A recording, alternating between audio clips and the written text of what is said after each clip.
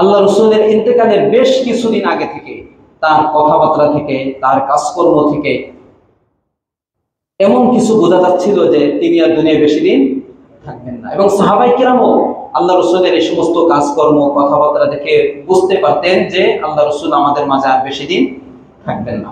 এরকম কিছু কথা আপনাদেরকে এখন শোনাবো। এক নম্বর কথা, একবার শেষ সময় হযরত মুআয ইবনে জাবাল রাদিয়াল্লাহু তাআলা আনহু, তাকে আল্লাহ রসুল ইয়ামানের গভর্নর হিসেবে পাঠাবেন। কোথায়? ইয়ামানের। আল্লাহ রসুল সাল্লাল্লাহু আলাইহি ওয়াসাল্লাম তাকে বলে, চলো ইয়ামান যাও, ইয়ামানে যাও। উটের পিঠে উঠলেন, বাহনের পিঠে উঠলেন মুআয ইবনে জাবাল। মদিনা থেকে তিনি রওনা হবেন ইয়ামানের গভর্নর হিসেবে আল্লাহ রসুলের পক্ষ থেকে। তো বাহনের পিঠে চলতেছেন মদিনা থেকে। আল্লাহ রসুল সাথে সাথে তাকে বিদায় দেওয়ার জন্য এগিয়ে দিচ্ছেন। মুআয ইবনে জাবাল বাহনের পিঠে, আল্লাহ রসুল নিচে হাঁটতেছেন আর তাকে বেশ কিছু ওসিয়ত করতেছেন। ইয়ামানে কি কি কাজ করবে, কিভাবে করবে, কিভাবে দিন প্রচার করবে, মানুষের সাথে কেমন ব্যবহার করবে, এগুলো বলতেছেন। ভালো করে শুনতেছেন আপনারা? লক্ষ্য করে শোনেন আজকের আলোচনাটা। এক পর্যায়ে নসিহত যখন শেষ দিকে, আল্লাহ রাসূল সাল্লাল্লাহু আলাইহি ওয়াসাল্লাম বিদায় দিয়ে দেবেন, চলে যাবেন, এই মুহূর্তে মুআয ইবনে জাবালকে আল্লাহ রাসূল বলেন, ইয়া মুআয ইন্নাকা আসা আল্লাহ তালকানি বা'দা আমি হাযা। মুআয, সম্ভবত এই বছরের পরে আমার সাথে আর তোমার দেখা হবে না। তো আল্লাহ রাসূলের একজন সাহাবী, যারা আল্লাহ রাসূলের জন্য জীবনে সবকিছু উজাড় করে দিয়েছেন, নিজের জীবন, নিজের পিতামাতা সহ সম্পদ সবকিছু আল্লাহ রাসূলকে বাঁচানোর জন্য তারা সবসময় প্রস্তুত ছিলেন। তো এমন একজন সাহাবী যদি আল্লাহ রাসূলের এই বিদায়ের এই কথাটা শুনে যখন ইয়ামান যাবেন, তখন তার অবস্থাটা কেমন হয় বুঝেন। এবং সাথে সাথে আল্লাহ রাসূল বলতেছেন, লাআল্লাকা আন তামুররা বিমাসজিদি হাযা আও কবরি হাযা। সম্ভবত মুআয যখন ইয়ামান থেকে ফিরে আসবে, তুমি আমার এই মসজিদের পাশ দিয়ে, আমার এই কবরের পাশ দিয়ে তুমি যাবে। এই কথাগুলো আল্লাহ রাসূল সর্বশেষ মুআয ইবনে জাবালকে বলতেছিলেন। মুআয ইবনে জাবাল এই কথাগুলো শুনে ফাবাকা মুআয জাশআন লিফিরাকি রাসূলিল্লাহি সাল্লাল্লাহু আলাইহি ওয়াসাল্লাম। মুআয ইবনে জাবাল আল্লাহ রাসূল সাল্লাল্লাহু আলাইহি ওয়াসাল্লামের বিচ্ছেদ বেদনায় হাউমাউ করে কাঁদতে লাগলেন, খুব বেশি কাঁদতে লাগলেন। আল্লাহ রাসূল দেখছেন যে অবস্থা ভালো না, তখন তার থেকে চেহারা ফিরে মদিনার দিকে আল্লাহ রাসূল ফিরে গেলেন। সুম্মা ইলতাফাতা নাহওয়াল মদিনা, তার থেকে চেহারা ফিরে মদিনার দিকে চেহারাটা নিয়ে মুআয ইবনে জাবালকে সান্ত্বনা দিয়ে বললেন, মুআয ইন্না আউলান নাসি বি আল মুত্তাকুনা মান কানু হাইসু কানু। মুআয, শুনে রাখো, যারা মুত্তাকি তারা যেখানেই থাকুক না কেন, যারা মুত্তাকি তারা পৃথিবীর যে প্রান্তে থাকুক না কেন, তারাই আমার সবচেয়ে বেশি নিকটবর্তী। সুবহানাল্লাহ বলে। কাজে ভয়ের কোনো আশা নাই। তুমি যাচ্ছ, যদি আমার সাথে তোমার দেখা হবে না, তুমি তো মুত্তাকি, আমার সাহাবী, যদি এই তাকওয়ার গুণ ধরে রাখতে পারো, মুত্তাকি এই গুণ ধরে রাখতে পারো, তাহলে তুমি যেখানেই থাকো না কেন তুমি আমার সবচেয়ে বেশি নিকটে থাকবে। এখান থেকে মেসেজ পাই, যারা মুত্তাকি হবে, আল্লাহকে ভয় করবে, তাকওয়া অর্জন করবে। আমরা যদিও মদিনা থেকে এত দূরে, বাংলাদেশ অনেক দূরে, অনেক টাকা লাগে যাইতে, ইচ্ছা হইলেও আমরা মদিনায় যেতে পারি না, রাসূলের রওজার পাশে হাজিরা দিতে পারি না। কিন্তু যদি তাকওয়ার গুণ অর্জন করতে পারি, আল্লাহ রাসূলের হাদিস থেকে বোঝা যায় যে আমরা দূরে থাকলেও আল্লাহ রাসূলের অতি নিকটে। ঠিক না? ঠিক বলে। এই একটা, তাহলে এখান থেকে আল্লাহ রাসূল বিদায়ের একটা আভাস, পূর্বাভাস পাওয়া যাচ্ছে না? সব কথাই বুঝেন, বেশি বিস্তারিত বলতে পারবো না। 2 নম্বর ঘটনা যেটা বলবো সেটা হলো সর্বশেষ 10ম হিজরি রমাদান মাস। প্রত্যেক রমাদান মাসে আল্লাহ রাসূলের অভ্যাস ছিল 10 দিন ইতিকাফ করা, এটা তার অভ্যাস ছিল একটা। 2 নম্বর, জিবরিল আমিন প্রতি রমজানে আসতেন, আসার পরে আল্লাহ রাসূলকে কোরআন শুনাইতেন, প্রতি রাত্রে আসতেন, প্রতি রমজানে প্রতি রাত্রে, আর আল্লাহ রাসূল তাকে কোরআন শুনাইতেন একবার, এক খতম। কয়বার? সর্বশেষ যে রমাদান, 10ম হিজরির যে রমাদান, জিবরিল আমিন 2 বার আসলেন, 2 বার আল্লাহ রাসূলকে শুনাইলেন, আর আল্লাহ রাসূল তাকে কয়বার? 2 বার। প্রতি রমাদানে আল্লাহ রাসূলের অভ্যাস ছিল 10 দিনে ইতিকাফ করা। সর্বশেষ রমাদানে আল্লাহ রাসূল 20 দিন ইতিকাফ করেছেন। এ থেকে বোঝা যায় যে আল্লাহ রাসূলের সময় শেষ, এই জন্য তিনি ইবাদত বন্দেগীও বেশি বাড়িয়ে দিচ্ছেন। এটা থেকেও ইঙ্গিত পাওয়া যায় যে হয়তো সামনে রমাদান আর আল্লাহ রাসূল পাবেন না। 3 নম্বর যে ঘটনাটা বলবো সেটা হলো বিদায় হজের সময়। এই রমাদানের পরে শাওয়াল, শাওয়ালের পরে জিলকদ, জিলকদের শেষে আল্লাহ রাসূল বিদায় হজের জন্য 1,30,000 সাহাবী নিয়ে রওনা দিয়েছেন। কথা বুঝেন নাই? এই রমাদানের পরে, শাওয়ালের পরে, জিলকদের শেষের দিকে এবং জিলহজের হজ। আরাফার ময়দানে যখন ভাষণ দেন আল্লাহ রাসূল সাল্লাল্লাহু আলাইহি ওয়াসাল্লাম, ভাষণের পরে একটা আয়াত আল্লাহ রাব্বুল আলামিন অবতীর্ণ করেন, আল-ইয়াওমা আকমালতু লাকুম দীনাকুম, যেটা আমি একটু আগে বলেছি। এই আয়াত থেকে স্পষ্ট বোঝা যায় আল্লাহ রাব্বুল আলামিন বলতেছেন, আজ আমি দিনকে তোমাদের উপরে পরিপূর্ণ করে দিলাম। ওয়া আতমামতু আলাইকুম নি'মাতি, এবং আমার নিয়ামত অর্থাৎ ইসলামের যত বিধিবিধান আছে সেগুলো আমি পরিপূর্ণ করে দিলাম। তাহলে বোঝা গেল যে যে মিশন নিয়ে আল্লাহ রাসূল এসেছেন সেটা কি হয়ে গেছে? পরিপূর্ণ হয়ে গেছে। এই আয়াত যখন বিদায় হজের ভাষণে হযরতে ওমর ফারুক রাদিয়াল্লাহু তাআলা আনহু শুনলেন, ওই মুআয ইবনে জাবালের মতো তিনিও কান্নাকাটি করা শুরু করে দিলেন। সাহাবায়ে কেরাম বললেন, কেন কাঁদতেছেন আপনি? তিনি তখন বললেন, ইন্নাহু লাইসা বা'দাল কামালি ইল্লাল নুকসান, দিন তো পরিপূর্ণ হয়ে গেছে, তো পরিপূর্ণতার পরে তো অপূর্ণতা ছাড়া আর কিছুই বাকি থাকে না। তো আল্লাহ রাসূলের পর দিন পরিপূর্ণ হয়ে গেছে, দিন তিনি মানুষের কাছে পৌঁছে দিয়েছেন, তিনি যে মিশন নিয়ে এসেছিলেন সেটা পরিপূর্ণ হয়ে গেছে, কাজে পূর্ণতা এখন আর বাকি নাই। এখন যেটা আছে অপূর্ণতা, অর্থাৎ আল্লাহ রাসূলের বিদায়। আল্লাহ রাসূলের বিদায় তিনি বুঝে ফেললেন যে এই আয়াতের মধ্যে আল্লাহ রাব্বুল আলামিন ইঙ্গিত দিয়েছেন যে আল্লাহ রাসূল আর দুনিয়ায় বেশি দিন থাকবেন না। এরপরে যে ঘটনা সেটা হলো এই পুরা হজের আরাফায়, মিনায়, মুজদালিফা আল্লাহ রাসূল একটা কথা বারবার বলতেছিলেন, খুযু আন্নী মানাসিকাকুম, হ্যাঁ সাহাবায়ে কেরাম তোমরা যারা আসো আমার কাছ থেকে হজের বিধিবিধানগুলো তোমরা শিখে নাও, হজের বিধিবিধানগুলো তোমরা শিখে নাও আমার কাছ থেকে। কারণ কি?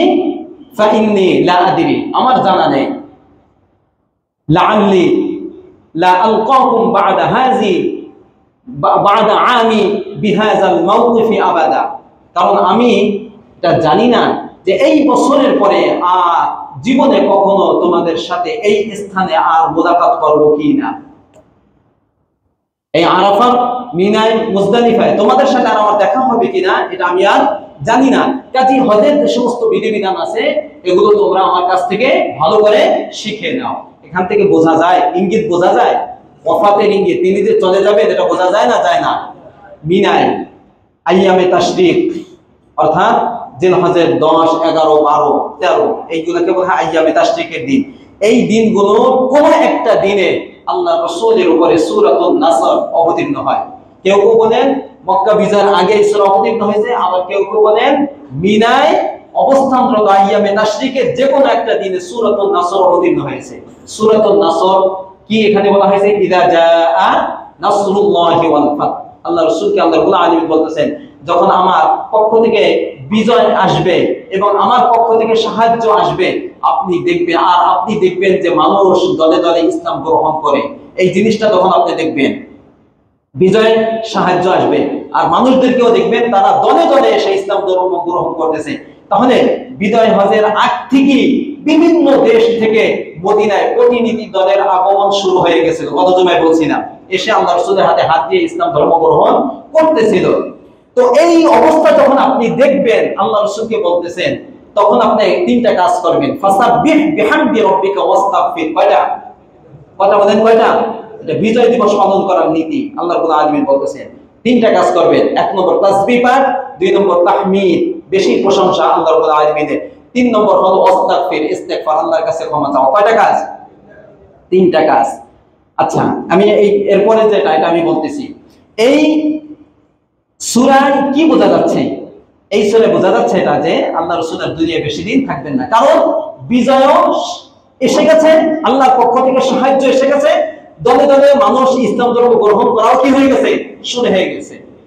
একদিন ওমর ফারুক রাদিয়াল্লাহু তাআলা আনহুর খেলাফতের সময় তিনি সব সময় আব্বাস রাদিয়াল্লাহু তাআলা আনহুর ছেলে আব্দুল্লাহ ইবনে আব্বাস তাকে সব সময় মজলিসের পাশে বসাইতেন। ছোট মানুষ, অল্প বয়স, কথাটা বুঝছেন?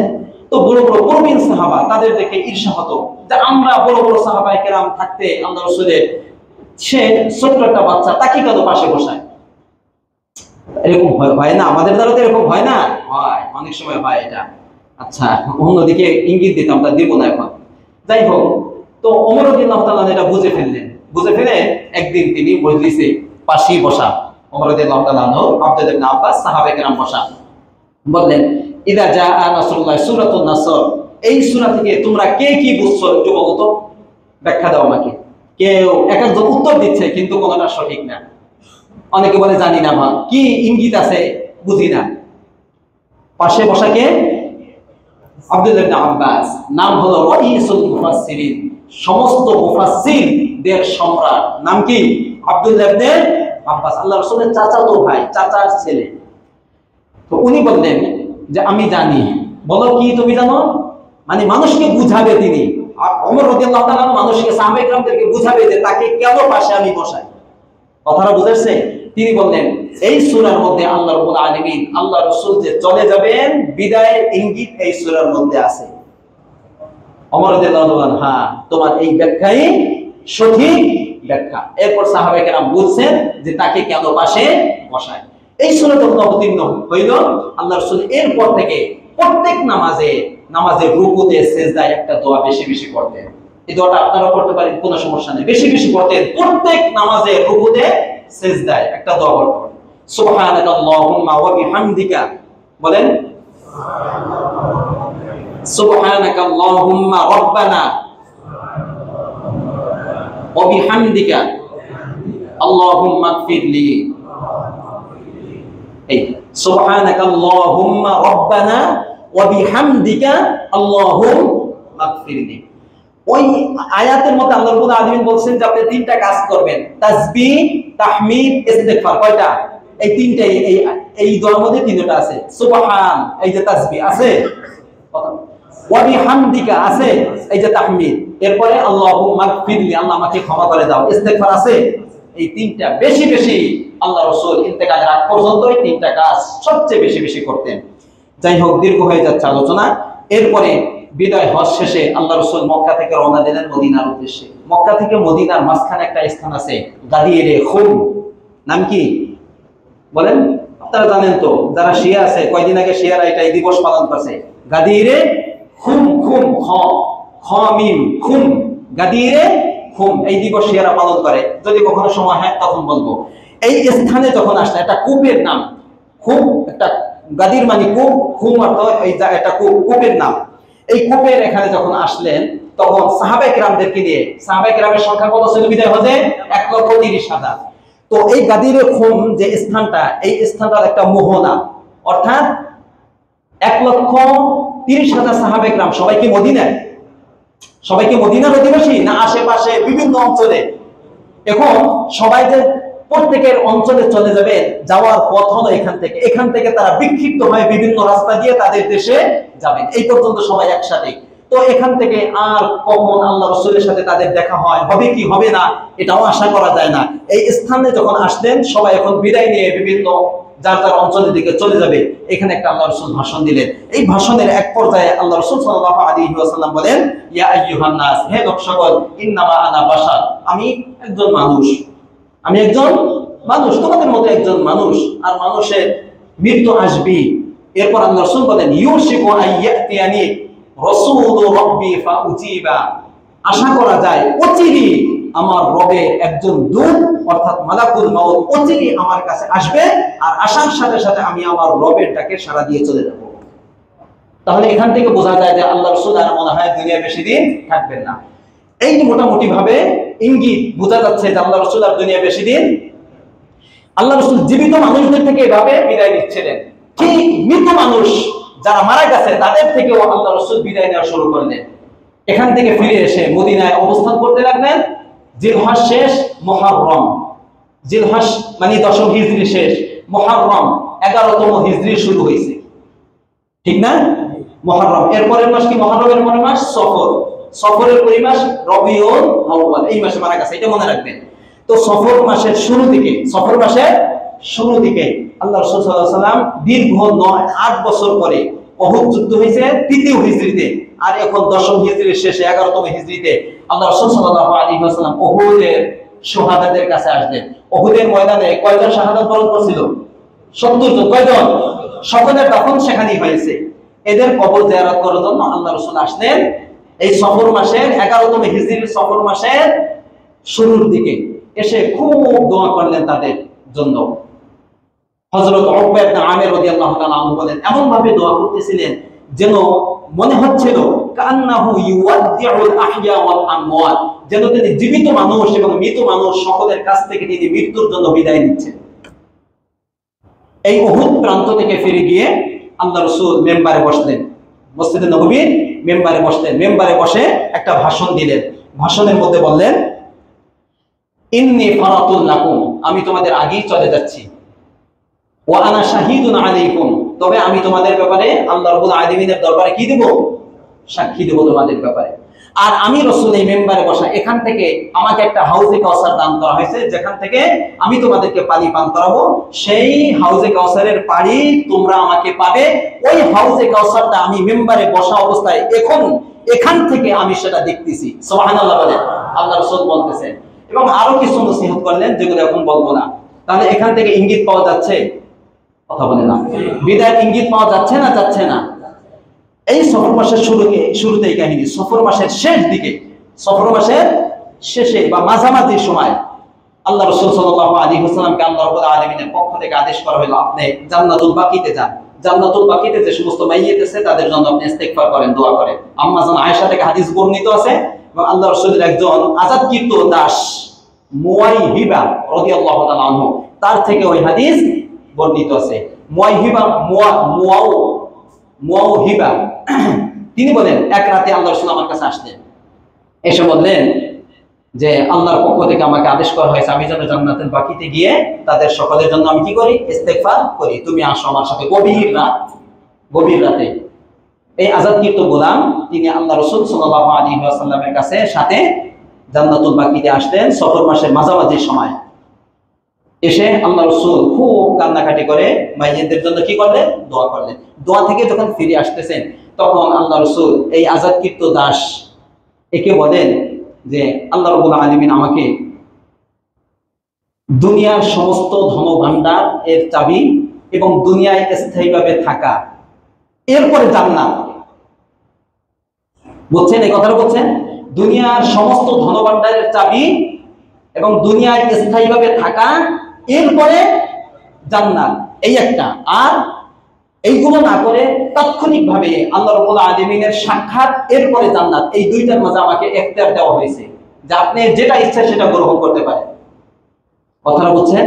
তখন এই সাহাবী আল্লাহ রাসূলের আযাদকৃত গোলাম, নাম হলো মুয়াইহিবা।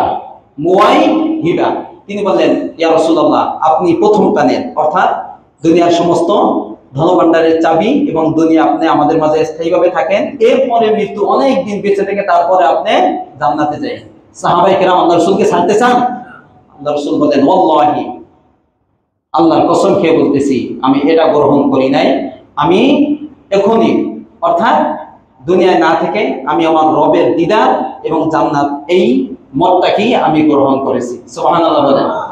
এইভাবে ইঙ্গিত বোঝা যাচ্ছে এটা হলো সফর মাসের মাঝামাঝি সময়। এখন শুনবেন আল্লাহ রাসূলের মূল ওফাতের যে কাহিনীগুলো, সময় প্রায় শেষের দিকে। সফর মাসের পরের মাস কি? সবাই বলতে হবে, সফর মাসের পরের মাস কি? রবিউল আউয়াল। রবিউল আউয়ালের 12 তারিখ সোমবার আল্লাহ রাসূল মারা গেছেন, এই কথাটুকু মনে থাকে সবার। সফর মাসের শেষ, কোন কোন বর্ণনায় 28 তারিখ, কোন কোন বর্ণনায় 29 তারিখ। আল্লাহ রাসূলের ওফাত থেকে 13-14 দুই বর্ণনা আছে, 13 দিন অথবা কত দিন? 14 দিন বাকি আছে।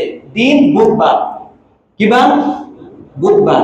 সফর মাসের হয়তো 28 তারিখ, না হয় 29 তারিখ বুধবার।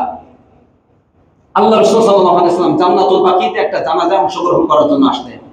আসার পরে ফিরে যাচ্ছেন, ঠিক ওই মুহূর্তে আল্লাহ রাসূলের খুব প্রচন্ড আকারে মাথা ব্যথা শুরু হয়। এই যে অসুস্থতা, যে অসুস্থতা নিয়ে মৃত্যুবরণ করছেন, ওই অসুস্থতা শুরু হয়ে গেছে। কতদিন আগে? 13 দিন বা 14 দিন, এটা যেন মনে থাকে। শুরু হয়ে গেছে, মাথা ব্যথা, খুব মাথা ব্যথা। আল্লাহ রাসূল হেঁটে আসতে পারেন না, দুইজন সাহাবীর কাঁধে ভর করে আল্লাহ রাসূল আসলেন। আম্মা জান আয়েশা সিদ্দিকা রাদিয়াল্লাহু তাআলা আনহার কাছে এসে বললেন, খুব মাথা ব্যথা করতেছে। আয়েশা, বর্ণনার ভঙ্গি ভিন্ন, খুব মাথা ব্যথা করতেছে। এরপর থেকে নিয়ে এই অসুস্থতা নিয়ে আল্লাহ রাসূলের যে স্ত্রীগণ ছিলেন, আল্লাহ রাসূল ভাগ ভাগ করে এক একজন স্ত্রীর কাছে এক এক দিন থাকতেন। তো এইভাবে আল্লাহ রাসূল এক এক দিন এক এক স্ত্রীর কাছে অসুস্থ অবস্থায় পালাক্রমে থাকতে লাগলেন। মৃত্যুর 8 দিন আগে, কয়দিন? জোর বলেন, কয়দিন? সোমবার মারা গেছে, তার আগের সোমবার কতদিন? 8 দিন। 8 দিন আগে সোমবার আল্লাহ রাসূল তখন তার স্ত্রী মাইমুনা রাদিয়াল্লাহু তাআলা আনহার ঘরে অসুস্থ অবস্থায়, খুব বেশি অসুস্থ, বারবার বলতেছিলেন, আইনা আনা গদান, আগামীকাল আমি কার কাছে থাকবো, কার ওখানে আমার পালা হবে, কোন স্ত্রীর কাছে আমার পালা। সবাই বুঝতে পারলো যে আল্লাহ রাসূল জানেন। তারপর এটা বলতেছেন মুখ দিয়া যে আল্লাহ রাসূল আম্মা জান আয়েশার কাছে থাকতে চান। আল্লাহ রাসূলের মনের আশা সমস্ত স্ত্রীরা বুঝতে পারলো এটা। তখন সমস্ত স্ত্রী একত্রিত হয়ে তারা সকলে অনুমতি দিয়ে, ইয়া রাসূলুল্লাহ, বাকি যে আমাদের পালা আছে, আমরা আমাদের দাবিগুলো আমরা ছেড়ে দিলাম, আপনি আজকে থেকে নিয়ে কার ঘরে থাকেন? আয়েশা রাদিয়াল্লাহু তাআলা আনহার ঘরে থাকেন, আমাদের কোনো আপত্তি নেই। সবার সন্তুষ্টি করবে, অনুমতি করবে আল্লাহ রাসূল সাল্লাল্লাহু আলাইহি ওয়াসাল্লাম। আব্বাস রাদিয়াল্লাহু তাআলা আনহু, আলী রাদিয়াল্লাহু তাআলা আনহু, দুইজনের কাঁধে হাত দিয়ে, মাথায় পট্টি বাঁধা, প্রচন্ড মাথা ব্যথা, জ্বর আল্লাহ রাসূলের। এই দুইটা রোগ আমাদের সবচেয়ে বেশি ছিল। মাথায় পট্টি বাঁধা, পট্টি চেনেন? বাঁধা অবস্থায় দুই সাহাবীর ঘাড়ে হাত দিয়ে আল্লাহ রাসূল, আম্মা জান নিজে বর্ণনা করেন যে পা হেসরিয়ে, পা রাখতেও পারেন না, হেসরিয়ে আমার ঘরে তাকে আনা হইল। এরপরে তিনি আমার ঘরে থাকতে লাগলেন, সোমবার থেকে আমার ঘরে থাকতে লাগলেন। আর আমি সূরা নাস, ফালাক, ইখলাস আর আল্লাহ রাসূল যে সমস্ত দোয়া আমাকে শিখিয়েছেন, ওই সমস্ত দোয়া পড়ে পড়ে আমি আল্লাহ রাসূলকে ঝাড়ফুঁক করতাম। তাহলে ঝাড়ফুঁক করা যাবে না? যাবে না, যায়। কিভাবে করতাম? আমি পড়তাম আর ফু দিতাম আল্লাহ রাসূলের হাতে, হাত দিয়ে আল্লাহ রাসূলের হাতে ফু দিয়ে আমি আল্লাহ রাসূলের হাত দ্বারাই তার পুরো শরীরকে বুঝিয়ে দিতাম। কারণ আমি আয়েশার হাতে বরকত না, বরকত কার হাতে? আল্লাহ রাসূলের হাতে। এই জন্য কোনো বুজুর্গ, আল্লাহ রাসূল বাদে কোনো বুজুর্গের হাতে বরকত, অমুকে বরকত, এগুলো বিশ্বাস করা যাবে না। বরকত কার হাতে? আল্লাহ রাসূল। আমার হাতে বরকত। এই জন্য আমি ফু দিয়ে আল্লাহ রাসূলের হাতে ফু দিতাম, দিয়ে তার হাত দিয়ে তার শরীরে আমি কি করতাম? বুলিয়ে দিতাম। এইভাবে চলতে লাগলো আল্লাহ রাসূল সাল্লাল্লাহু আলাইহি ওয়াসাল্লামের আম্মা জান আয়েশার ঘরে, এভাবে চলতে লাগলো। একদিন হযরত ওসমান গনি রাদিয়াল্লাহু তাআলা ডাকলেন আল্লাহ রাসূল। ওসিয়াত শুরু, বিভিন্ন পর্যায়ে আল্লাহ রাসূল সাহাবায়ে কেরাম পরিবারকে ওসিয়াত করবেন। এখন ওসিয়াত শুরু হয়ে গেছে, আসছে ওসমান গনি রাদিয়াল্লাহু তাআলা আসছে আল্লাহ রাসূলের ঘরে। আসার পর বললেন, ইয়া ওসমান, ইন্নাল্লাহা আসা আইয়ুলবিসাকা কমিসান, আল্লাহ রাব্বুল আলামিন অচিরেই তোমাকে একটা জামা পরাবে। কে পরাবে? জামা। ফাইন আরাদাল মুনাফিকুন আলা খালইহি ফালা তাখলাহু হাত্তা তালকানি, খবরদার মুনাফিকরা তোমার ওই জামাকে ছিঁড়ে ফেলার চেষ্টা করবে, কিন্তু মনে রাখবে আমার সাথে সাক্ষাৎ হওয়া পর্যন্ত তুমি ওই জামা তোমার শরীর থেকে খুলবে না। মানে আল্লাহ রাসূলের ইন্তেকালের পরে এক সময় তিনি খলিফা হবে, খলিফার জামা তাকে পরানো হবে এবং মুনাফিকরা তাকে খিলাফত থেকে নামানোর চক্রান্ত করবে। করেছে? কথা বলেন, করেছে? হত্যা পর্যন্ত করেছে। কিন্তু তিনি খিলাফত ছেড়ে দিতে রাজি হন নাই, কারণ আল্লাহ রাসূল কি করছেন? নিষেধ করছেন। তিনি শহীদ হয়ে গেছেন, মেরে ফেলছে তাকে। তারপরে তিনি বলেন নাই যে আমি খিলাফত ছেড়ে দিয়ে তোমাদেরকে দিয়ে দিলাম, এটা বলেন নাই। শেষ পর্যন্ত তিনি অটল অবিচল ছিলেন। এই আল্লাহ রাসূলের ইঙ্গিত এখান থেকে এটা বোঝা যায়। এই ওসিয়তটা বলেন, বিভিন্ন হাদিসের কিতাবে এটা আছে। মৃত্যুর 5 দিন বা 6 দিন বাকি আছে। কয়দিন? বুধবার। যদি সোমবার, যে সোমবার মারা গেছে ওইটা বাদ দেন, তাহলে 5 দিন। বুধবার, কি বার?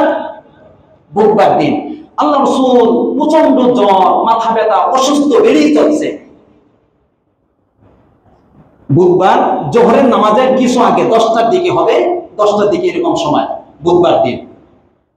আল্লাহ রাসূল সাল্লাল্লাহু আলাইহি ওয়াসাল্লাম বললেন যে 7টা মশক থেকে, মশক মানে কলসি, ধরেন এখন কলসি বুঝবেন, 7টা মশক বা কলসি যেগুলোর মুখ এখনো খোলা হয় নাই, পানি ভিতরে ভরা কিন্তু খোলা হয় নাই, এরকম 7টি মশক থেকে আমার জন্য পানি আনা হইল। এই জন্য 7 ঘাটের 7 পানি দিয়ে অনেক সময় কবিরাজরা ঝাড়ে, এটা এখান থেকে বোঝা যায়। আনা হইল। আনার পরে হাফসা রাদিয়াল্লাহু তাআলা আনহা একটা পট, এই পটে আল্লাহ রাসূলকে বসানো হইল। এরপর পানি দিয়ে খুব বেশি পরিমাণ পানিতে আল্লাহ রাসূলকে গোসল দেওয়া হইল। গোসল দাও আমাকে, পানি ঢালা হইল শরীরে। এক পর্যায়ে আল্লাহ রাসূল বললেন হাসবুকুম হাসবুকুম, যথেষ্ট, আর লাগবে না। অর্থাৎ কিছুটা সুস্থতা বোধ করতেছেন। এরপর তখন কিছু সুস্থ হইলেন, আল্লাহ রাসূল মসজিদে নববীতে গেলেন। ঘর থেকে বের হয়ে মসজিদে নববীতে গেলেন। গিয়ে হযরত রাদিয়াল্লাহু তাআলা আনহু বললেন সাহাবায়ে কেরামদেরকে ডাক দাও। সবাই ডাক দিল, সবাই আল্লাহ রাসূলের এখানে আসলো। আল্লাহ রাসূল মিম্বারে বসলেন, কিছু বয়ান করলেন জোহরের নামাজের আগ মুহূর্তে। এই সময় যে সমস্ত বয়ানগুলো করলেন দ্রুত আমি বলতেছি। আল্লাহ রাসূল তাদেরকে বললেন যে শুনে রাখো, ওয়া ইন্না মান কানা ক্বাবলাকুম, তোমাদের পূর্বে যারা ছিল তারা নবী এবং নেককার ব্যক্তিদের কবরকে তারা সিজদার স্থান বানিয়েছিল। খবরদার তোমরা কখনো কবরকে সিজদার স্থান বানাবে না, এবং আমি ইন্তেকালের পরে আমার কবরকেও তোমরা সিজদার স্থানে পরিণত করবে না। এই একটা তাদেরকে নসিহত করলেন মেম্বারে বসে ভাষণ। 2 নম্বর বসে লাআনাতুল্লাহি আলাল ইয়াহুদ ওয়া নাসারা, আল্লাহ রাব্বুল আলামিন যেন ইহুদি নাসারাদের উপর লাআনাত বর্ষণ করে। কেন? কারণ তারা তাদের নবীদের কবরকে তারা সিজদার স্থানে পরিণত করেছে। 3 নম্বর কথা বললেন আনসারদের ব্যাপারে। কাদের ব্যাপারে? আনসারদের। উসিকুম বিল আনসার, আল্লাহ রাসূল বলেন আমি আনসারদের ব্যাপারে তোমাদেরকে জোর উপদেশ দিচ্ছি। এরপর বললেন কেন? কারণ আনসাররা হলো আমার কলিজা, আমার হৃদয়। সুবহানাল্লাহ বলেন। আনসাররা আমার কলিজা, ঠিক কারিশি ওয়া আইবাতি, আনসাররা আমার কলিজা এবং আমার হৃদয়। এরা তাদের উপর যে দায়িত্ব ছিল সেটা পুঙ্খানুপুঙ্খভাবে আদায় করেছে আনসাররা। আমাদেরকে এখানে আশ্রয় দিয়েছে, সাহায্য করেছে, সবকিছু করেছে আনসাররা নিজেদের ঘর বাড়ি ছেড়ে।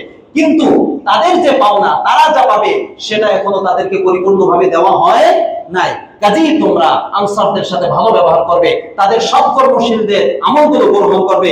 তাদের যদি ভুল ভ্রান্তি হয় তাহলে তোমরা সেটা মাফ করে দিবে। এইভাবে আনসারদের ব্যাপারে উপদেশ দিলেন এবং আবু বকরের শ্রেষ্ঠত্ব সম্পর্কে তিনি খুব অনেক কিছু বললেন। শেষ পর্যায়ে বললেন যে মসজিদে নববীতে যত দরজা আছে সমস্ত দরজা আজকে বন্ধ হবে, একটা দরজা খোলা থাকবে, সেটা হলো আবু বকরের দরজা। কার দরজা? অর্থাৎ এরপরে যে আবু বকর খিলাফতে বসবেন, আল্লাহ রাসূল ইন্তেকালের পরে তিনি খলিফা হবেন, এই ইঙ্গিত এইগুলা থেকে বোঝা যাচ্ছে। সরাসরি বলেন নাই, কিন্তু তার শ্রেষ্ঠত্ব বর্ণনা করে আল্লাহ রাসূল বুঝিয়ে গেছেন যে সমস্ত সাহাবায়ে কেরামদের চেয়ে আবু বকরের শ্রেষ্ঠত্ব সবচেয়ে বেশি, তার মর্যাদা। যাই হোক, এরপরে আল্লাহ রাসূল জোহরের নামাজ পড়লেন। কিসের নামাজ? কিবা বুধবার জোহরের নামাজ পড়লেন। জোহরের নামাজ পড়ে আবার মেম্বারে বসলেন, কিছু কথা আবার রিপিট করলেন, পূর্বের কথাগুলো, নতুন কিছু কথা বললেন। আল্লাহ রাসূল সাল্লাল্লাহু আলাইহি ওয়াসাল্লাম বলেন দেখো, আরবি পড়ে শোনানো যাবে না এখন, দেখো আমার উপরে তোমাদের অনেক হক থাকতে পারে, আমি রাসূলের উপর তোমাদের অনেক পাওনা দাওনা থাকতে পারে। যদি আমি তোমাদের কারো শরীরে আঘাত করে থাকি তাহলে এই যে আমার পিঠ প্রস্তুত। দেখেন আল্লাহ রাসূলের মৃত্যু থেকে এইগুলো দেখেন, এগুলো থেকে শিক্ষা। আমরা মৃত্যুবরণের সময় আমরা কি ওসিয়ত করি, কি নসিহত করি, আর আল্লাহ রাসূলের এই মৃত্যু এই সময়গুলো একটু দেখেন যে পিঠ প্রস্তুত আছে, সেজন্য প্রতিশোধ নিয়ে নেয়। যদি আমি কাউকে কটাক্ষ করে থাকি, কারো সম্মানহানি করে থাকি, তাহলে সেই জন্য দাঁড়িয়ে সে প্রতিশোধটা নিয়ে নেয়। যদি আমার কাছে কেউ টাকা পায় তাহলে টাকা প্রস্তুত আছে, সেজন্য টাকা নিয়ে নেয়। এরপর আল্লাহ রাসূল যেটা বললেন, আমার কাছে ওই ব্যক্তি সবচেয়ে আমার নিকটে হবে যে আজকে আমার কাছে কিছু পায়, এই পাওনাটা নিয়ে আমাকে একবারে মুক্ত করে আমার রবের কাছে পাঠাবে। যেই কাজটা করবে সেই আমার সবচেয়ে বেশি কাছে লোক। চিন্তা করছেন? এবং আরো অনেক কথা বলছেন যেটা আমি রাগে বলি না, এগুলো বিভিন্ন কথা আল্লাহ রাসূল সাল্লাল্লাহু আলাইহি ওয়াসাল্লাম বলেছেন। তখন এক ব্যক্তি দাঁড়িয়ে বলেন, ইয়া রাসূলুল্লাহ, আপনার কাছে আমি 3 টাকা পাই। কয় টাকা? 3 টাকা পাই। আল্লাহ রাসূল বলেন, ফজল, তাকে 3 টাকা দিয়ে দাও। এরপরে সর্বশেষ আল্লাহ রাসূল সাল্লাল্লাহু আলাইহি ওয়াসাল্লাম বলেন, এই মজলিসের সর্বশেষ কথা বলেন যে আল্লাহ রাব্বুল আলামিন তার এক বান্দাকে দুনিয়ায় থাকা স্থায়ীভাবে, দুনিয়ায় যা কিছু আছে এইটা আর আল্লাহর কাছে যা আছে এইটাই, দুইটা যে কোনো একটা নেওয়ার অধিকার আল্লাহ তার এক বান্দাকে দিয়েছে। আর ওই বান্দা ফাস্তারা মা ইনদাহু, আর ওই বান্দা দুনিয়া যা কিছু আছে তা না নিয়ে আল্লাহর কাছে যা আছে সেটা নেওয়াকে সে পছন্দ করেছে। সবাই চুপ। মজলিসে বসে আবু বকর সিদ্দিক রাদিয়াল্লাহু তাআলা আনহু বুড়া মানুষ কান্নাকাটি করা শুরু করে দিয়েছে। আবু বকর কাঁদতেছেন, বললেন ফাতাইনাকা বিআবাইনা ওয়া উম্মাহাতিনা, ইয়া রাসূলুল্লাহ, আমাদের পিতামাতা আপনার উপর উৎসর্গ হোক। কান্নাকাটি শুরু করে দিয়েছে। সকলে বলল বুড়া মানুষ কান্দে কে, এই কথা কি আছে? তখন আল্লাহ রাসূল যাওয়ার পরে আবু বকর সিদ্দিক রাদিয়াল্লাহু তাআলা আনহু বললেন যে তোমরা বুঝো না, এটা যে বান্দাকে এই ইখতিয়ার দিয়েছে সেই বান্দা অন্য কোনো বান্দা না, সেই বান্দা হলো মুহাম্মদুর রাসূলুল্লাহ সাল্লাল্লাহু আলাইহি ওয়াসাল্লাম। তাকে দুনিয়ায় থাকা এবং আল্লাহর কাছে চলে যাওয়া দুইটার ইখতিয়ার দিয়েছে। তিনি দুনিয়ায় না থেকে আল্লাহর কাছে যাওয়াটাকেই তিনি গ্রহণ করে নিয়েছেন। তাই তোমরা বুঝো না, আমি বুঝেছি, তার কারণে আমি কাঁদতেছি আল্লাহ রাসূলের এই বেদনায়। এটা মোটামুটি ভাবে করে আল্লাহ রাসূল চলে আসলেন। বুধবার কোন নামাজ? হ্যাঁ, বৃহস্পতিবার, মৃত্যু 4 দিন আগে বৃহস্পতিবার। আল্লাহ রাসূল সাল্লাল্লাহু আলাইহি ওয়াসাল্লাম এর অবস্থাটা একটু ভালো লাগতেছে, হালকা একটু ভালো লাগতেছে। তিনি বললেন যে আমার কাছে একটা কিতাব আনো, একটা বই আনো, একটা খাতা আনো, আমি তোমাদের জন্য কিছু ওসিয়াত লিখে দেই, এরপরে তোমরা এগুলো মানলে আর গোমরা হবে না। তখন সাহাবায়ে কেরামদের মাঝে অনেকে ছিল, তখন বলতেছে ওমর ফারুক রাদিয়াল্লাহু তাআলা আনহু, তিনি বললেন খবরদার কেউ কিছুই আনবে না, কারণ আল্লাহ রাসূল প্রচন্ড অসুস্থ, এখন মাথা ব্যথা করতেছে। কাজী আমাদের কাছে কিতাব আছে, কিতাবুল্লাহ আছে, আল্লাহর কিতাব আছে আমাদের কাছে, আমাদের হেদায়েতের জন্য আল্লাহর কিতাবই যথেষ্ট। ঠিক না? ঠিক বলে।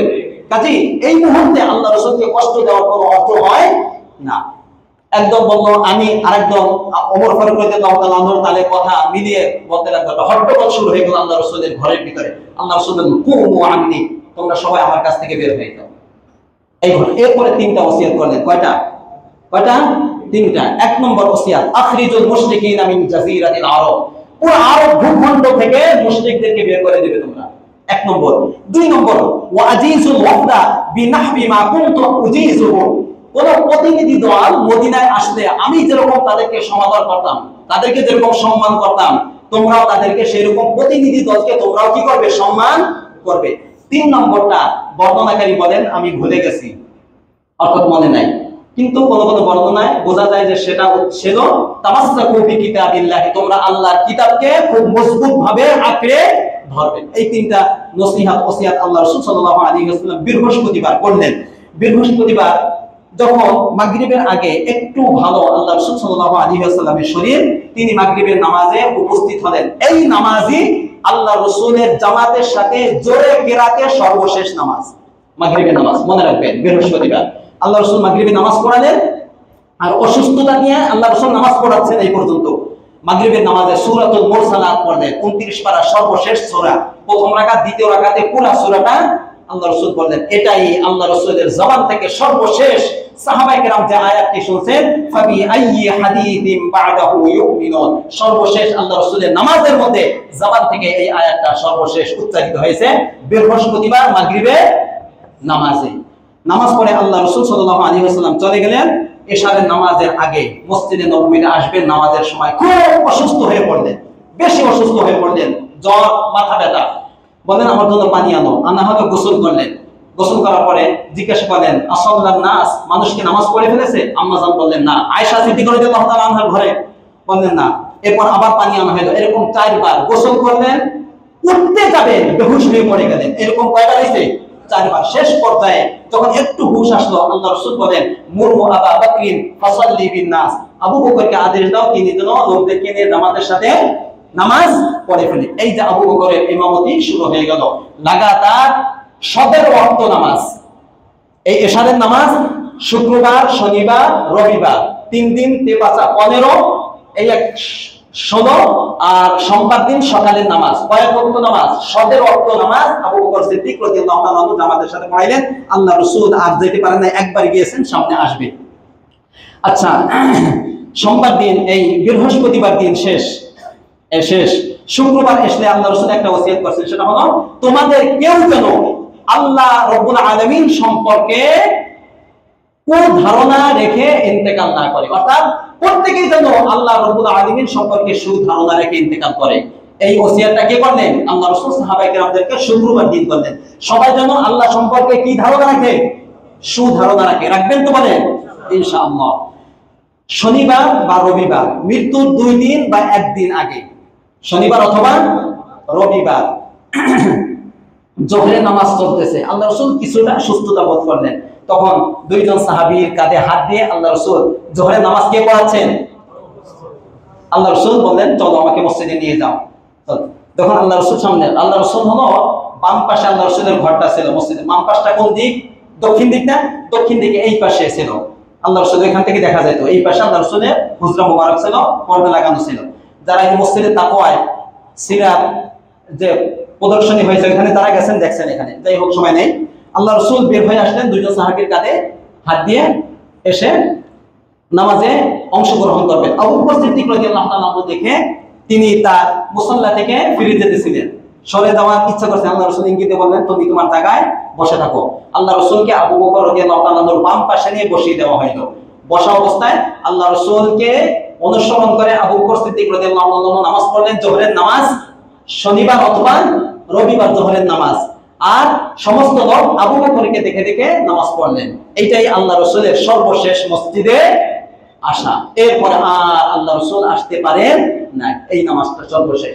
এরপর জোহরের নামাজ শেষ, আল্লাহ রাসূল নিজ বাড়িতে চলে গেলেন, নিজ ঘরে চলে গেলেন। যাওয়ার পরে সোমবার সর্বশেষ দিন আল্লাহ রাসূলের, কি দিন? শেষ দিন সোমবার, 11তম হিজরি 12ই রবিউল আউয়াল, ফজরের নামাজ। সোমবার ফজরের নামাজ চলতেছে মসজিদে নববী। আল্লাহ রাসূল আসার ক্ষমতা নেই, বেশি অসুস্থ। আম্মা জানকে বললেন, পর্দাটা একটু সরিয়ে দাও। সরিয়ে দেওয়া হলো। দেখতেছেন আল্লাহ রাসূল দেখে এই নামাজের এই দৃশ্য, কারণ এই নামাজকে প্রতিষ্ঠা করার জন্য 13টি বছর মক্কায় মার খেয়েছেন, তায়েফে আল্লাহ রাসূল নির্যাতনের শিকার হয়েছেন, মদিনায় আসার পরেও কত কষ্ট করেছেন শুধু এই জামাতের সাথে নামাজ প্রতিষ্ঠা করার জন্য, এইরকম একটা দৃশ্য দেখার জন্য। ঠিক না? ঠিক বলে। আল্লাহ রাসূল দেখলেন যে নামাজ চলতেছে, মনে করলেন যে আমি চলে গেলে কোনো সমস্যা নাই, আল্লাহ রাব্বুল আলামিন এই নামাজকে আমার পর্যন্ত প্রতিষ্ঠিত রাখবেন। আল্লাহ রাসূলের চেহারাটা পুরা আনন্দে খুশিতে উজ্জ্বল হয়ে গেল। আল্লাহ রাসূলের মুখ দিয়ে হাসি ফুটে উঠলো। সাহাবায়ে কেরাম দেখতেছেন, ওইখান থেকে দেখা যায় না, দেখতেছেন আল্লাহ রাসূল সাল্লাল্লাহু আলাইহি ওয়াসাল্লাম দৃশ্য। সাহাবায়ে কেরাম বর্ণনা করেন যে কান্না ওয়াজহাহু ওয়ারাকাতুল মুসহাফ, আল্লাহ রাসূলের চেহারায় এমন হাসি ফুটে উঠছে, এতটা খুশি হয়েছে, মনে হচ্ছে যেন কোরআনের একটা পাতার মতো আল্লাহ রাসূলের চেহারাটা ঝলমল করতেছেন। সুবহানাল্লাহ বলেন। এবং সাহাবায়ে কেরাম বলতেছেন, আল্লাহ রাসূল মনে হয় উঠে আসবেন, আমরাও মনে হয় যে নামাজ ছেড়ে আল্লাহ রাসূলকে দেখার জন্য আমরা চলে যাব। এরকম নামাজ ভেঙে দেওয়ার উপক্রম হইল। আবু বকর সিদ্দিক রাদিয়াল্লাহু তাআলা তিনিও টের পাচ্ছেন, তিনিও শর্তে লাগলেন যে আল্লাহ রাসূল হয়তো আসতে চান। আল্লাহ রাসূল এখান থেকে ইঙ্গিত দিয়ে বললেন, না, নামাজ আদায় করো, আন আতিম্মুস সালাতাকুম, তোমরা তোমাদের নামাজ যথা নিয়মে তোমরা পড়ে ফেলো। এরপর নামাজ পড়ে ফেললো। তাহলে আল্লাহ রাসূল দেখতেছেন যে হাসি মুখ খুব ভালো। সাহাবায়ে কেরাম মনে করলেন যে আল্লাহ রাসূল কি হয়ে গেছে? সুস্থ হয়ে গেছে। নামাজ শেষে আবু বকর সিদ্দিক রাদিয়াল্লাহু তাআলা আল্লাহ রাসূলের কাছে আসলেন, এসে একটু অনুমতি চাইলেন যে আমি একটু 1 মাইল দূরে সুন নামক স্থানে আমি একটু যাব, আবার দ্রুত চলে আসবো। ঠিক আছে, যাও। তো সাহাবায়ে কেরাম দেখতেছেন ভালো, যার যার চলে গেছেন।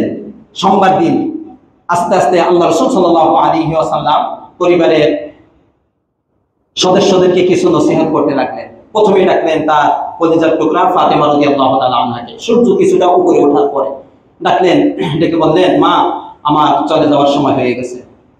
কাঁদতে লাগলেন, খুব কাঁদলেন। কাঁদার পরে বললেন, এদিকে আসো তুমি। আসার পরে কানে কানে কিছু কথা বললেন সহিহ হাদিসে, এরপর হেসে দিলেন।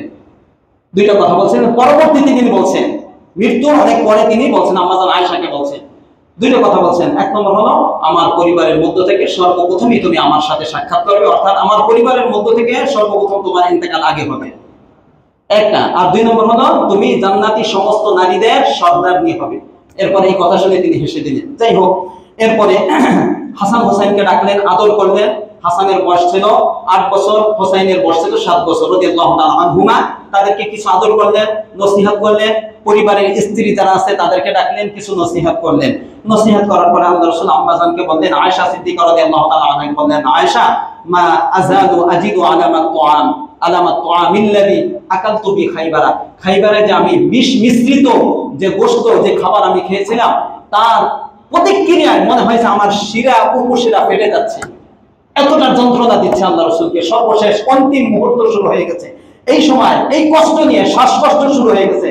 এই কষ্ট নিয়ে আল্লাহ রাসূল দুইটা ওসিয়ত করলেন। এক নম্বর, as-সালাত ওয়া মা মালাকাত আইমানুকুম, তোমরা সকলে নামাজের হেফাজত করবে, আর তোমাদের অধীনস্থ যারা আছে তাদের ব্যাপারে সতর্ক হবে, তাদের হক আদায় করার ব্যাপারে। কয়টা ওসিয়ত করলেন? দুইটা ওসিয়ত করলেন। আল্লাহ রাসূলের শ্বাসকষ্ট শুরু হয়ে গেছে। আল্লাহ রাসূলের সূর্যটা কিছুটা উপরের দিকে উঠছে, 9টা 10টা, ঠিক এই মুহূর্তে আল্লাহ রাসূলের আম্মা জান আয়েশার সমস্ত বর্ণনা। তিনি বলেন আল্লাহ রাসূল সাল্লাল্লাহু আলাইহি ওয়াসাল্লাম আমার শরীরের সাথে হেলান দিয়ে আমার এই সিনা আর এই থুতনি এইখানে আল্লাহ রাসূলের মাথাটা কোন জায়গায় বুঝতেছেন, এইভাবে হেলান দেওয়া অবস্থায় আম্মা জানের সিনা আর এই যে কাঁধ গলা যেটা আছে এইখানে আল্লাহ রাসূলের মাথা মোবারক দিয়ে আল্লাহ রাসূল হেলান দিয়ে শুয়ে আছেন। এই মুহূর্তে শ্বাসকষ্ট শুরু, অনেক কষ্ট হচ্ছে আল্লাহ রাসূলের, শ্বাসকষ্ট শুরু হয়ে গেছে এবং শক্তি আস্তে আস্তে নিস্তেজ হতে লাগলো। এই মুহূর্তে আবু বকর সিদ্দিক রাদিয়াল্লাহু তাআলা আনহুর ছেলে আব্দুর রহমান তিনি ঢুকলেন ঘরে, অর্থাৎ আম্মা জান আয়েশার ভাই আব্দুর রহমান তিনি ঢুকলেন, হাতে একটা মিসওয়াক। আল্লাহ রাসূলের জবান পেরা বন্ধ হওয়ার কাছাকাছি, কথা বলতে পারতেছেন না, দেখলেন একটা মিসওয়াক। আল্লাহ রাসূল বারবার তাকাচ্ছেন মিসওয়াক থেকে। আম্মা জান বুঝে ফেললেন যে মিসওয়াক করতে চান, তখন জিজ্ঞেস করেন ইয়া রাসূলুল্লাহ মিসওয়াক করবেন? হ্যাঁ, মাথায় ইশারা করে বলেন হ্যাঁ মিসওয়াক করব। তখন মিসওয়াকটা এনে তিনি নিজের দাঁত দিয়ে চিবিয়ে নরম করে দিলেন। আম্মা জান একটু পানি দিন তো। নরম করে দেওয়ার পরে আল্লাহ রাসূলের কাছে দিলেন। আল্লাহ রাসূল মিসওয়াক করলেন। মিসওয়াক করার পরে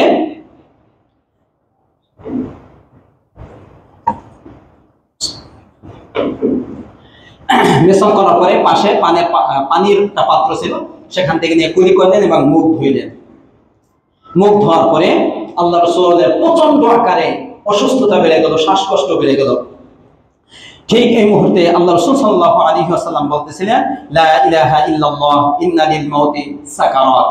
আল্লাহ তাওহীদের স্বীকৃতি দিচ্ছিলেন লা ইলাহা ইল্লাল্লাহ, এবং বলতে লাগলেন যে মৃত্যুর যন্ত্রণা খুবই কষ্টকর। এই কথাটা আল্লাহ রাসূল বারবার বলতেছেন লা ইলাহা ইল্লাল্লাহ ইন্না লিল মাউতি সাকারাত, যে মৃত্যুর যন্ত্রণা খুব বেশি। এই কথাগুলো বলতেছিলেন। এই অবস্থায় আল্লাহ রাসূলের আম্মা জানের এই সিনার কাছে আল্লাহ রাসূলের মাথাটা, আর আল্লাহ রাসূল ছাদের দিকে তাকাচ্ছেন। ছাদের দিকে তাকিয়ে 10টা থেকে 11টা 10টার দিকে সময়টা, ছাদের দিকে তাকিয়ে আঙ্গুল ইশারা করে কিছু বাক্য তিনি উচ্চারণ করতেছেন। এই বাক্যগুলি আল্লাহ রাসূলের সর্বশেষ জবান থেকে যে বাক্যগুলো বের হচ্ছিল সেটা ছিল মাআল্লাযীনা আন'আমাল্লাহু আলাইহিম মিনান নাবিয়্যিনা ওয়াস-সিদ্দীকিনা ওয়াশ-শুহাদা'i ওয়াস-সালিহিন আল্লাহুম্মা ইগফিরলি ওয়ারহামনি ওয়া আলহিকনি বির-রফিকিল আ'লা। এই কথাগুলো আল্লাহ রাসূল আস্তে আস্তে করে বলতেছিলেন। আম্মা জান আল্লাহ রাসূলের মুখের সাথে কান লাগিয়ে এগুলো শুনতেছিলেন যে এই কথাগুলো আল্লাহ রাসূল বলতেছিলেন। সর্বশেষ কথা আল্লাহুম্মা রফিকাল আ'লা, আল্লাহুম্মা রফিকাল আ'লা, আল্লাহ আমাকে সর্বোচ্চ বন্ধু তার কাছে তুমি আমাকে নিয়ে যাও, আমি তাকেই চাই। এই কথা বলি আল্লাহ রাসূল সাল্লাল্লাহু আলাইহি ওয়াসাল্লামের হাতটা তিনি এলিয়ে দিলেন, অর্থাৎ তার নিঃশ্বাসটা বের হয়ে গেছে এবং দৃষ্টি নিথর হয়ে পড়ে গেল। শরীরটা ঠিক একবারে আস্তে আস্তে করে ঠান্ডা হয়ে গেল সাল্লাল্লাহু আলাইহি ওয়াসাল্লাম। এভাবে আল্লাহ রাসূল সাল্লাল্লাহু আলাইহি ওয়াসাল্লাম দুনিয়া থেকে চলে গেলেন। আল্লাহ রাসূলের ইন্তেকালের পরে একটা ইয়ামানি চাদর দিয়ে আল্লাহ রাসূল সাল্লাল্লাহু আলাইহি ওয়াসাল্লামের শরীর মোবারকে ঢেকে দেওয়া হলো। আল্লাহ রাসূল তার ঘরের ভিতরে ঢেকে দেওয়ার পরে সাহাবায়ে কেরামদের মাঝে শোকের মাতম চলতেছে, শোকাহত সাহাবায়ে কেরাম। এই ঘটনা বলার এখন আমার হাতে সময় নেই। যাই হোক, এক একজন সাহাবায়ে কেরামের অবস্থা এক এক রকম হইল। হযরত ওসমান গনি রাদিয়াল্লাহু তাআলা আনহু এতটা শক্তি হারিয়ে ফেললেন আল্লাহ রাসূলের ইন্তেকালের সংবাদ শুনে যে সালাম দেওয়ার পরে তিনি উত্তর দিবেন এই শক্তিটা তার ছিল না। হযরত আলী রাদিয়াল্লাহু তাআলা আনহু তিনি বাকরুদ্ধ হয়ে বসে পড়লেন। ওমর রাদিয়াল্লাহু তাআলা আনহু মসজিদের সামনে গিয়ে চেতনা হারিয়ে তিনি বলতে লাগলেন মান ক্বালা ইন্না মুহাম্মাদান মাতা, যে বলবে যে মুহাম্মদ সাল্লাল্লাহু আলাইহি ওয়াসাল্লাম মারা গেছে, ক্বাতালতুহু বিসাইফি হাযা, তাকে আমার এই তরবারি দ্বারা তার সমাধা করব আমি। এইভাবে তিনি ভাষণ দিচ্ছেন, সবাই তার সামনে দাঁড়ানো। আর আম্মা জান আর আল্লাহ রাসূলের মেয়ে ফাতিমা রাদিয়াল্লাহু তাআলা আনহা বলতেছেন সুব্বাত আলাইয়া মাসাইবুন লাউ আন্নাহা সুব্বাত আলাল আইয়ামি সিরনা লায়ালিয়া, আজ আমার উপরে এত বিপদ আরোপিত হয়েছে, এই বিপদ যদি আমার উপরে না হয়ে একটা দিনের উপরে বিপদ আসতো তাহলে দিন থাকতো না, বরং রাত হয়ে যেত। এই কথাগুলো বলতেছেন। সাহাবায়ে কেরামের এক একজনের এক এক অবস্থা। ঠিক এই মুহূর্তে আবু বকর সিদ্দিক রাদিয়াল্লাহু তাআলা দৌড়েছিলেন, তিনি আসছেন মসজিদে নববীতে ঢুকলেন, ওমরের এই ভাষণ শুনতেছেন, শুনে তিনি সরাসরি আম্মা জানের ঘরে গেলেন আল্লাহ রাসূলের। সেখানে গিয়ে তিনি আমানি চাদরটা উঠালেন, উঠে আল্লাহ রাসূলের কপালে একটা চুমা খেলেন, চুমা খেয়ে বললেন যে ওয়াল্লাহি আপনার উপরে আল্লাহ কখনো দুইটা মৃত্যু দিবেন না, যে মৃত্যু নির্ধারিত ছিল সেটাই আপনার হয়ে গেছে। এরপরে কপালে চুমু খেয়ে তিনি বের হইলেন। বের হয়ে ওমরকে বললেন, ওমর ইজলিস, বসে দাও এখানে, আমার কথা শোনো। তিনি এগুলা কোনো কথার পাত্তাই দিলেন না।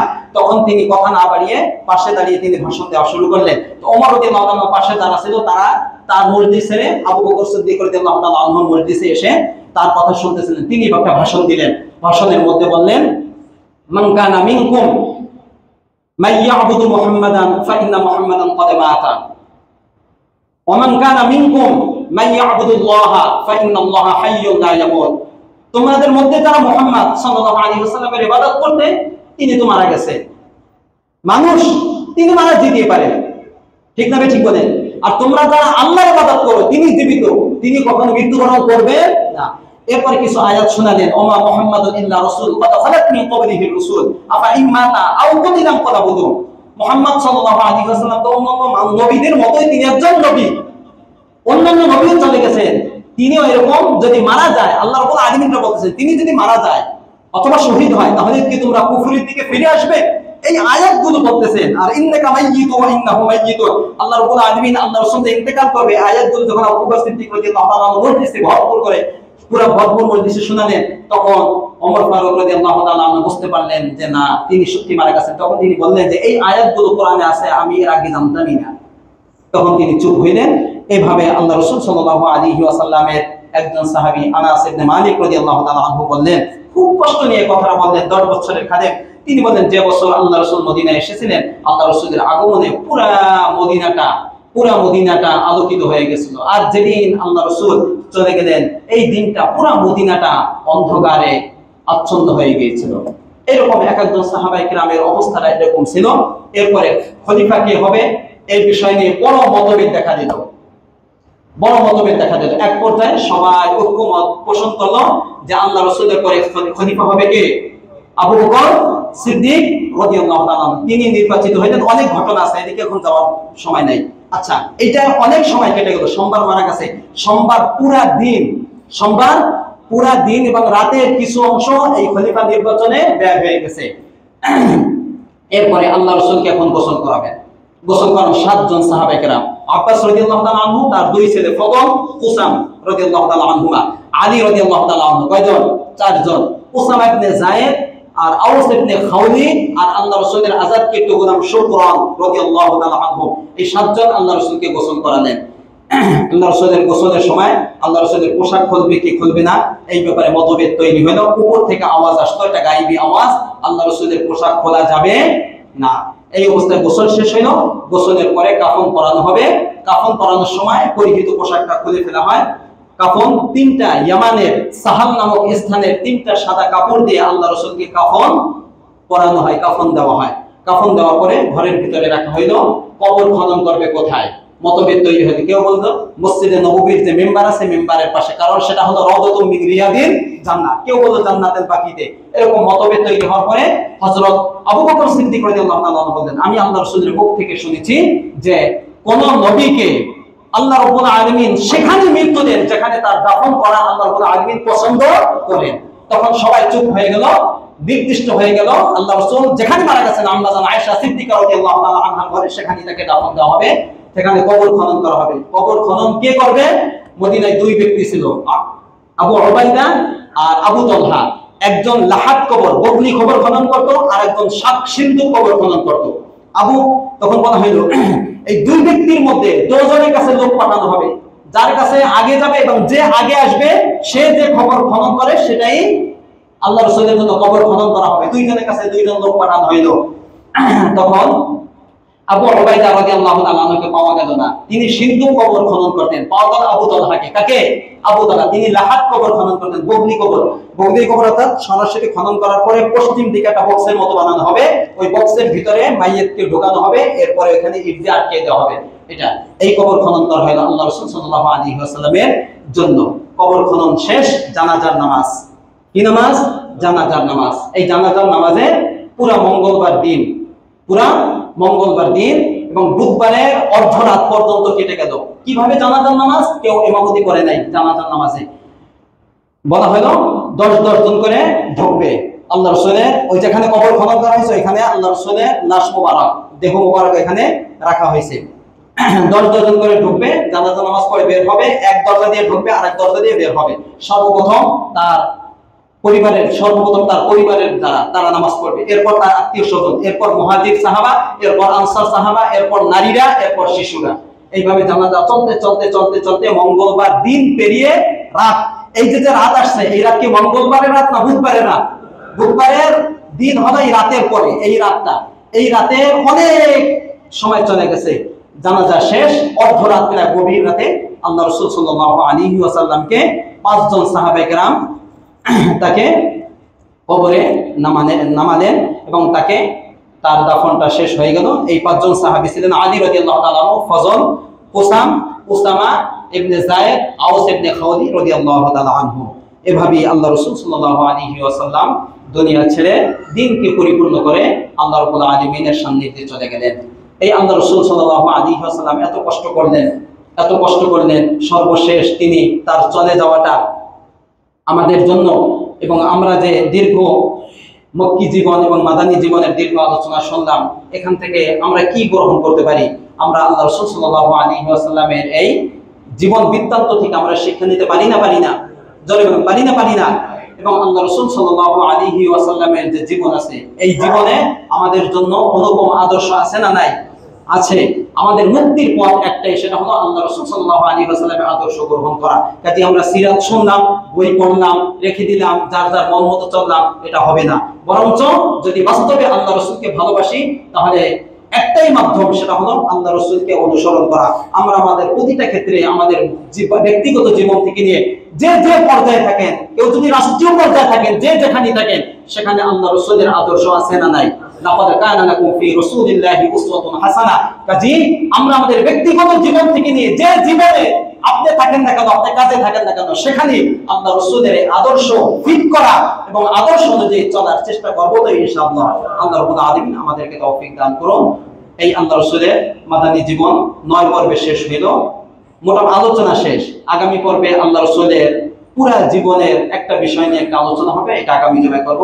আল্লাহ রাব্বুল আলামিন আমাদেরকে আল্লাহ রাসূলকে বেশি বেশি মহব্বত করা, তার জীবন আদর্শ গ্রহণ করার তৌফিক আল্লাহ রাব্বুল আলামিন আমাদেরকে দান করুন। ওয়া আখিরু দাওয়ানা আলহামদুলিল্লাহি রাব্বিল আলামিন। যারা